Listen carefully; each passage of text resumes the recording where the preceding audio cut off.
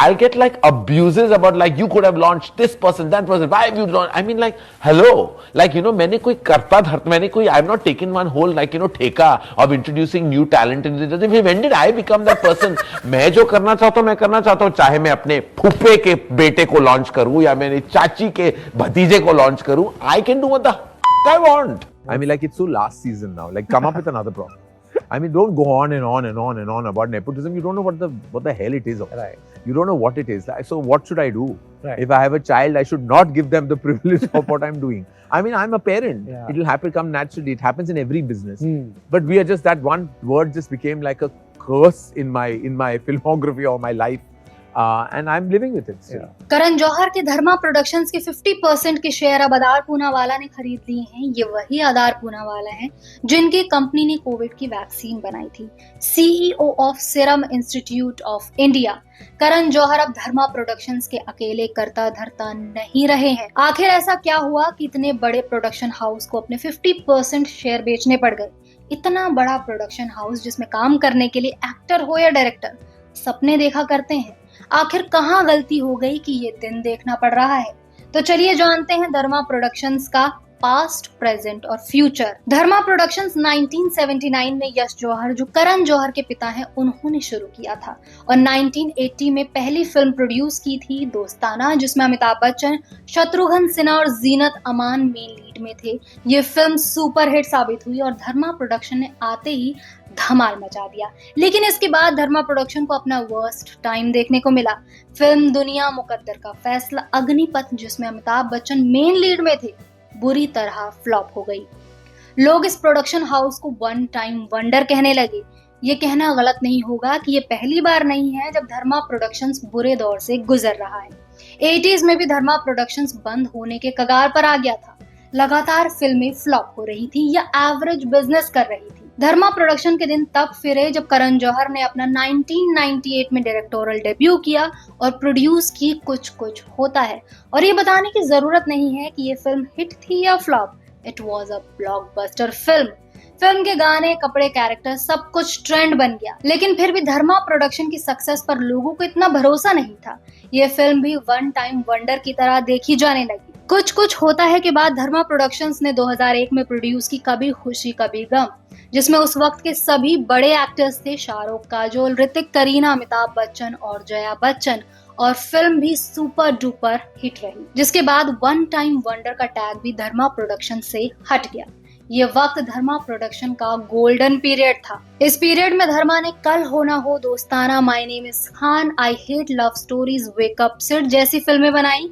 और तो और करण ने अपने फादर की फिल्म अग्निपथ का रीमेक भी बनाया जो 90s में फ्लॉप हो गई। अब इस रीमेक में ऋतिक को कास्ट किया और चिकनी चमेली गाने को कोई कैसे भूल सकता है। फिल्म सुपर हिट रही। अब नोटिस करने वाली बात यह है कि धर्मा प्रोडक्शंस ज्यादातर फेमस स्टैब्लिश एक्टर्स के साथ काम करता रहा, लेकिन धीरे धीरे धर्मा प्रोडक्शंस ने न्यू कमर्स को कास्ट करना शुरू कर दिया, जिसकी ग्रैंड शुरुआत हुई 2012 में स्टूडेंट ऑफ द ईयर से। और करण के जीवन में आई आलिया भट्ट, जिसके बाद करण जौहर हर दूसरी फिल्म में आलिया भट्ट को कास्ट करने लग गए। 2 स्टेट्स, हम्टी शर्मा की दुल्हनिया, शानदार, कपूर एंड सन्स, राजी, डियर जिंदगी और भी कई फिल्मों में। आलिया ने अपने करियर में 20 से 21 फिल्में की हैं, जिसमें 15 से 16 फिल्में धर्मा प्रोडक्शंस के बैनर तले ही है। हम ये नहीं कह रहे हैं कि आलिया को बार बार कास्ट करना धर्मा प्रोडक्शन के डाउनफॉल का कारण है, पर कुछ पार्ट तो प्ले करता ही है। एक ही एक्ट्रेस को बार बार दिखाने से ऑडियंस भी बोर होती है। Audience need variety. Karan Johar ने न्यू कमर्स को लेना तो शुरू किया, लेकिन पैसा उन पर लगाने लगे जो डिजर्व ही नहीं करते थे, जिन्हें ना तो एक्टिंग आती थी और ना ही क्राफ्ट समझ में आता था। धड़क में जानवी को लॉन्च कर रहे हैं, स्टूडेंट ऑफ द ईयर 2 में अनन्या पांडे को लॉन्च कर रहे हैं, सिम्बा में मेन लीड में ले रहे हैं सारा अली खान को, Gunjan Saksena, mister and missus Mahi जैसी फिल्मों में जानवी कपूर को कास्ट किया जा रहा है। धर्मा प्रोडक्शन की फिल्म काल फ्लॉप जरूर हुई थी, लेकिन भारी नहीं पड़ी थी। लेकिन असल काल बनकर आई फिल्म ब्रह्मास्त्र, जो 3 हिस्सों में आएगी, ये अनाउंस किया गया।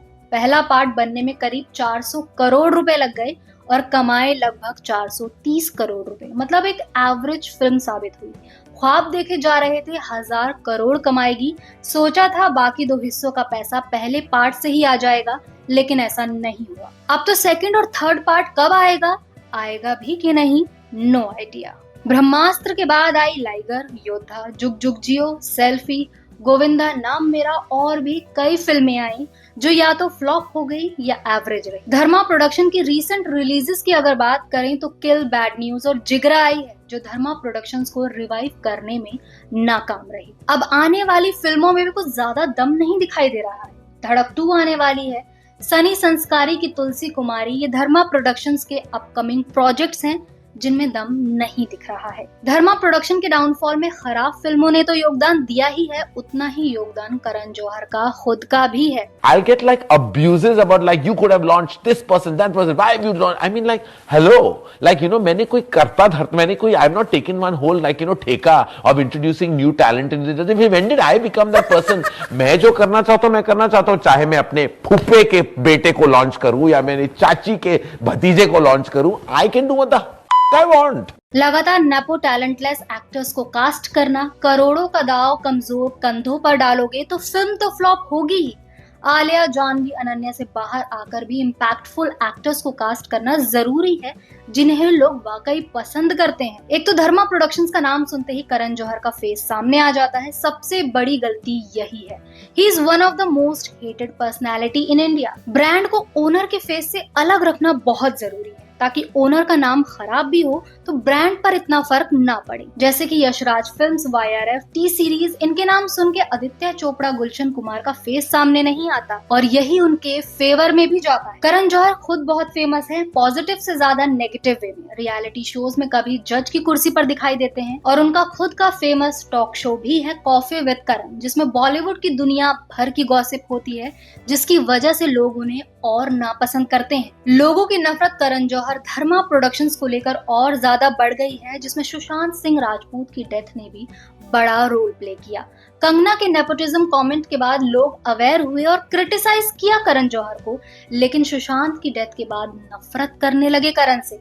धर्मा प्रोडक्शन की फिल्मों को बॉयकॉट तक करने की बात करने लगे और करण जौहर की बेकार फिल्म्स और एक्टर की चॉइसेस ने सोने पर सुहागा कर दिया। ना लोग धर्मा का साथ देना चाह रहे हैं और करण जौहर भी over the period of time खराब डिसीजंस लेकर धर्मा को डाउनफॉल की तरफ ले गए, जिसके चलते अब 50% शेयर करण जौहर को आधार पूनावाला को बेचने पड़ गए। आपको क्या लगता है धर्मा प्रोडक्शन के डाउनफॉल का असली कारण क्या है? कमेंट सेक्शन में जरूर बताएं।